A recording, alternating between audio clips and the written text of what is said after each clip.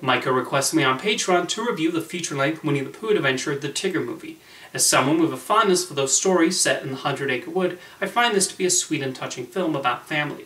Are the messages obvious and the story extremely predictable? Sure, but I mostly watch Winnie the Pooh movies to see the hijinks the characters get into, the heart of their personalities, and the clever little touches the filmmakers bring to them. The idea of making a movie centered on Tigger was a smart one. The filmmakers were able to create a solid story with him as the focus. The thing that strikes me the most when watching the film is how sad Tigger is in many of his scenes. Considering the stories about him wanting to meet his family, it makes sense, but it's still surprising, as one might expect him to be bouncy and energetic through the whole film. Director-writer June Funkelstein is able to balance the humor with the more heartbreaking parts, while also capturing the warmth of these characters.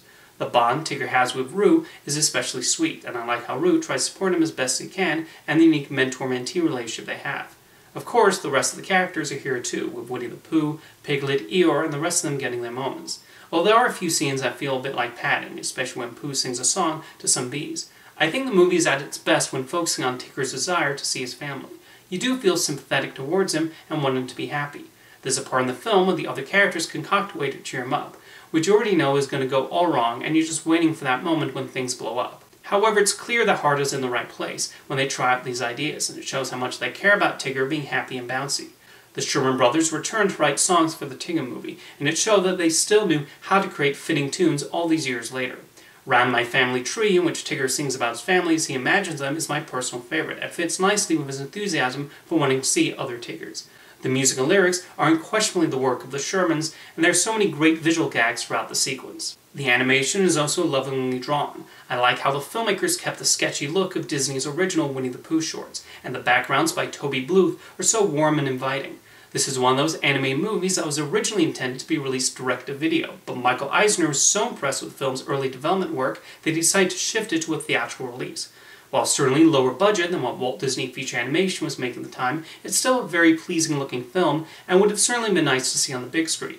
For whatever reason, I only saw the Tigger Movie after it was released on video.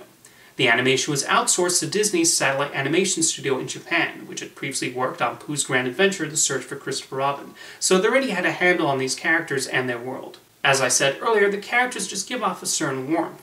There's a childlike innocence to the way they perceive the world, and while there is humor centered around their unique perspective, it does not feel like the filmmakers are making fun of them.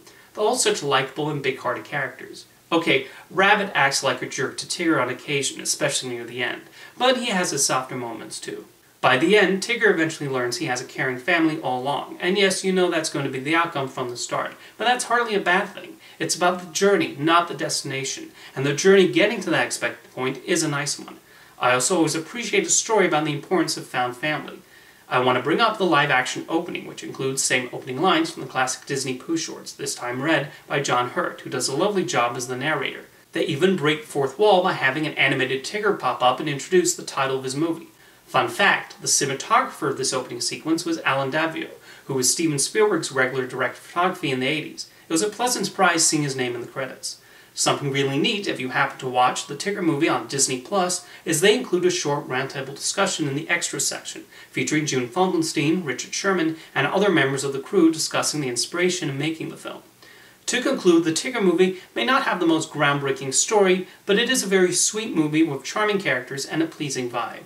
If you've seen the Tigger Movie, let me know your thoughts in the comments, and thank you for the request, Micah.